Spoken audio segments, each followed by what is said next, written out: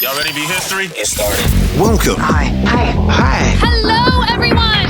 To the Pro Audio Suite. These guys are professional. They're motivated. Thanks to TriBooth, the best vocal booth for home or on-the-road voice recording. And Austrian Audio, making passion heard. Introducing Robert Marshall from Source Elements and Someone Audio Post, Chicago. Darren Robertson from Voodoo Radio Imaging, Sydney. Tech to the VO Stars, George the Tech Whittam from LA. And me, Andrew Peters, voiceover talent and home studio guy. Line up, learner! Here we go. And welcome to another Pro Audio Suite, thanks to TriBooth. Don't forget the code TRIPAP200. That will get you $200 off your TriBooth. And Austrian Audio, making passion heard. In fact, you're hearing my plosives quite well on my Austrian Audio at the moment. Sorry about that. Now, talk about microphones. Are USB microphones up to snuff as far as being used for voiceover? Yeah, where did you hear about this topic? Was this off the Facebook group? It was on Facebook. I can't remember what group it was on, but someone was asking the question, it's been, I realised 10 years ago USB mics were a big no-no, but are we at a point now where USB technology has come far enough that, USBs are more acceptable? I don't know if it's more acceptable. I think it still has a image of being unprofessional. So I think I don't know if there's anything USB mics can do to get over that. And this is a dumb analogy, but I love analogies. This is like being a professional photographer, knowing how to be a great photographer, and then showing up with an iPhone 15 Pro and saying, this is my camera. And you're like, I know they can pull off a great photo with this thing, but it's not a pro camera.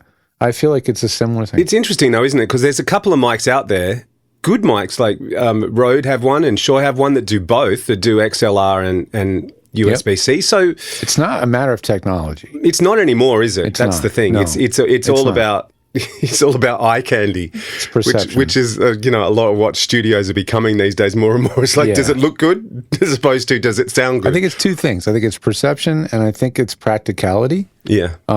If you work purely solo in your own little booth at home, USB or brain out, it's fine. Use your NT1, whatever you've got with USB, it's fine.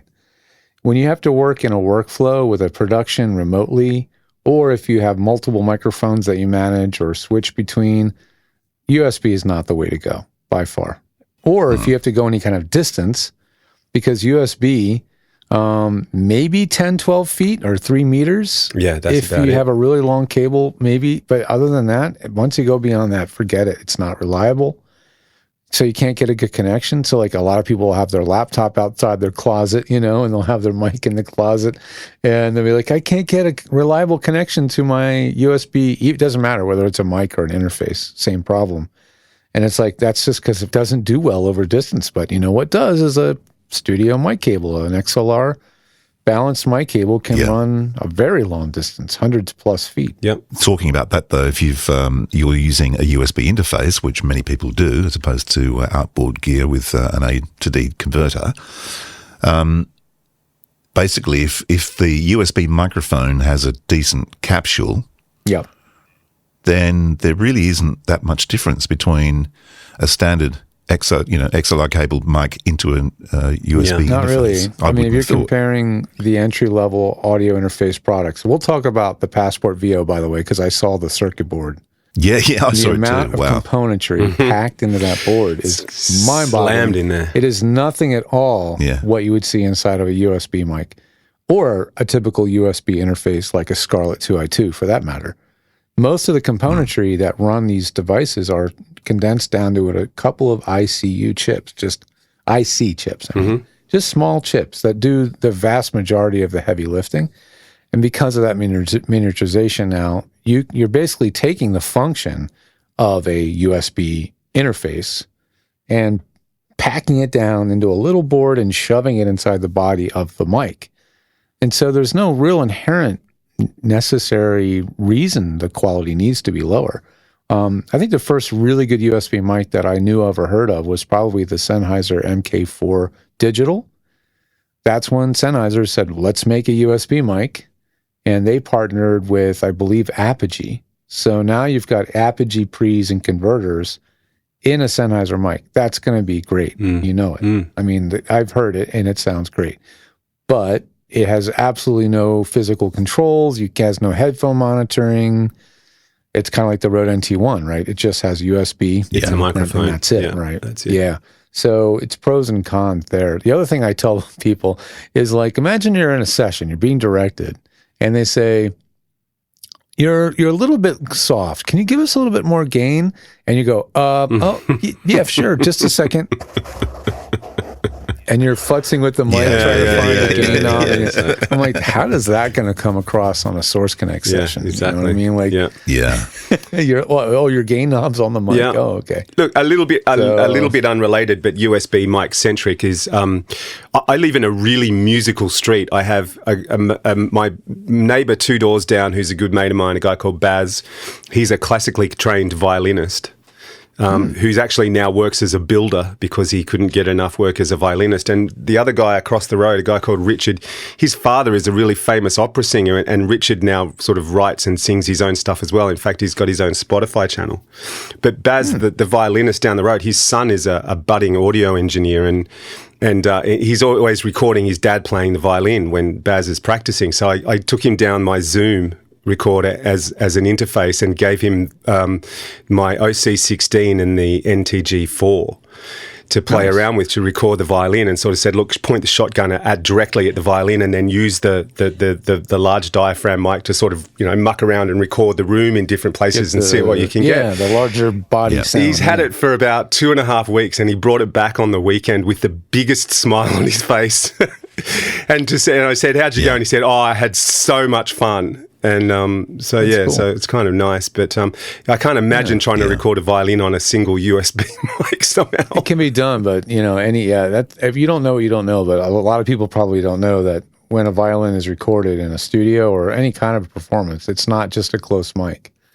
That's not what gives you that classical music sound, is when you close mic an instrument. That's going to give you a pop sound. Yeah, that's right. But not a classical sound. So that's what I was sort of saying to him, is like, play with the blend of the two and see what you come up with. So I'm yet to hear his recordings. I've asked him for them, but he's a little bit shy on that side of things. But I might have to talk to Baz and say, you've heard them. Get a copy to me. Let me have a listen. There's a ton of innovation around USB mics. I've had this cute little Tula mic, the TULA. We've talked about it on the show before, and it's you guys can't see it, but it's just a little, it's the size of it's half the size of my hand. It's about the size of my palm. And it's got a cute little folding stand. And it has a few tricks up its sleeve, like built-in recording and USB simultaneous recording. It's very cool. But in terms of feeling like a studio mic and something that you could feel like you're working professionally, could you pull it off? Yeah. Would you feel confident? I don't think so. Just hold it up again. I mean, can you imagine being on a Zoom call like this in a professional session and talking into that? I don't think so. Yeah, you guys have to look it up. TULA mic is what it's called. It's very cute and a very well designed thing, but it's just it's so small and tiny and feels sort of kind of hobby like a toy. So yeah. And that's the problem, isn't it? That's the vibe that people get when you pull out a USB mic. It's like it's a hobby or mic. Podcaster or something. It's not at the echelon of voiceover when you pull out a USB mic. And there's very clever stuff going on. Like Rode has the Rode Connect software that you can have 4 different USB mics all on the same computer, and they all interface with each other like you have a Rodecaster, but it's all software, which is really clever. Mm-hmm. There's really cool stuff going on. Austrian Audio have theirs as well. The Mic Creator is really cool packaging, very neat design with a slave mic that you can plug in and have a secondary mic for stereo pair. And it's a real tough argument to say to somebody, if you're buying your first mic for your home studio, just get a USB mic. I would say it to somebody who you really don't feel is going to be taking this seriously. Yeah. Kind of kicking the tires. Mm-hmm. Taking their first classes, no acting background. They're just like, I want to try. Okay, start simple. Start cheap. Absolutely. Audacity and anybody USB mic. That's really serious. Yeah, we leapfrog and go right to studio mic. Mm-hmm. Well, the ultimate USB mic was the the Centrance mic port Pro with the shotgun straight into it. The USB mic that isn't, but Yeah. I mean, it was perfect because, like we've talked about before, the iPhone 15 has a USB-C port. Yep. So you go straight in, and like I've been using it with Twisted Wave on my phone. If I'm traveling now, that's what I take, mic port Pro into the iPhone 15 and capture it on Twisted Wave. Wave. Using the CC8, you said? The CC8, which I really like. You don't bring the 416 anymore. You take the CC8 and... No, I don't. And the CC8, because the CC8's about probably smaller, close to half the length, I guess. Yeah. And the CC8 sounds It's the ultimate USB mic, really, because you've got physical controls over input, blend, output. You've got a really good preamp converters. You've got a proper headphone monitoring with a good headphone amp. And away you go. Sorry, you go ahead. Robert. Oh, I was just going to say, it's just interesting that we're sitting here listening to the conversation and we're going, oh, USB mic, no, USB interface. Oh, that's okay. I know. Yeah, exactly. I know. That's the irony. That's the thing. Like, the circuitry is not going to be all that different. It's just going to be condensed into the smallest, simplest possible package. We used to say a USB preamp can't be any good because it's only getting USB power. Because there's only 500 milliamps of current, so, there's a lot of limitations. But, circuit design has come a heck of a long way. And, we can do it now. And now a lot of products have gone USB-C, which allows for a higher amount of current. I think it's 900 milliamps or something like that. So things can run on a lot more power and are just going to sound better. You get more headphone amplification available to you when you have more power. Things don't fall apart, clip too quickly, more headroom. That's another thing is like USB mics, they don't have much headroom. Like when you push them, they just sort of sound like a horrendous They just turn ugly. Yeah. It turns really nasty. Yeah. But it's funny, I'm looking over here and I've got the SSL2, which is bus powered. Yep. But the ID44, I'm assuming the ID 24 and 14, the smaller one. I think that's what their names are. Well, I know the 44 is AC powered. Power supply, yeah. Mm-hmm. Yeah. And I'm pretty sure the other ones do. Maybe the smaller ones don't. I'm not sure 100%. I think it has as much to do with the fact that it's got 4 mic preamps, right? Yeah. Yeah. I mean, to really get an adequate amount of preamplifier power, phantom power, again, headphone amplifier, the internal mixing, all that stuff. Yeah, you use up that 900 milliamps pretty quickly. Yeah, yes, indeed. Whenever you pick up a USB interface, they're so light. And you kind of look at the mic port Pro, and look at the size of that, and it does everything and probably more than the SSL2. It does, and takes up about an eighth of the real estate. The miniaturization is amazing. And as I touched on earlier, the Passport VO, by the way, because I saw the circuit boards, at least one picture of one of the boards, front and back, of what's inside. And that's one of, I believe Michael said, of 4 boards that go into the unit. I could be wrong on that. It is incredible, the packaging, to fit all the componentry, because, I can't wait to get this in the hands of guys like Julian Krauss and others who love to take things apart and look at what's going on and really see. I know I know it sounds good, it is good, right? But when you really see the work that goes into the circuit design and the componentry, you start to understand why this thing is going to sound the way it sounds, what it does, and why it costs what it costs compared to the other things out there. Well, there's not a spare inch on the board, is there? The question that comes from me for that, though, right, is we're talking about the limitations of USB mics as this sort of overview of this session. But now we're getting to the point where we're talking about USB-C, more power. We're now talking about, cramming circuit boards full of stuff. So that then begs the question, looking forward, do we see a day when USB mics will become almost the norm because they will have the same capabilities as having a microphone, XLR microphone plugged into an amplifier or a preamp, I should say? Well, if you look at the size of the OC18 or 818 or 16, whichever one, you can see that the possibility of actually extending the bottom half of the microphone, so below the cage, there's a ton of real estate there to fill it up with all kinds of knobs and bits and pieces. Yeah. So, and you get a beautiful capsule, great circuitry, and it's USB. I don't know. I'm not an expert in boards and all that sort of stuff, but I can imagine that surely we've got to get to a point where the technology is going to allow all this stuff that we're saying is a limitation is going to allow it to happen, surely. Yeah. Well, the technology's there, isn't it? I mean, we've just talked about it with the miniaturization of the stuff that Michael does at Centrance. I mean, well, the size of the MicPort Pro is the size of the bottom of, well, it's not quite the size of the bottom of the OC818, but it's not that much bigger, really. Yeah, I mean, what Rode's doing that's clever is that each mic appears as a different, unique mic with its own model number, or I guess number. So, like, if you plug in two USB interfaces that have the same name and model and everything, now you're like, okay, which is which? How do I get both of these to communicate to one DAW? DAWs are designed to really see one set of digital inputs or one USB input. And that might be a multi-channel input. It might be a USB interface with 8 inputs or 16 or whatever. But once you have literally separate AD converters, all with their own connectors, they all have to talk to the same clock. They have to be in sync with each other. That is definitely still a lot more difficult. And frankly, most people don't have a computer that are going to accommodate more than 4 or 5 USB ports either.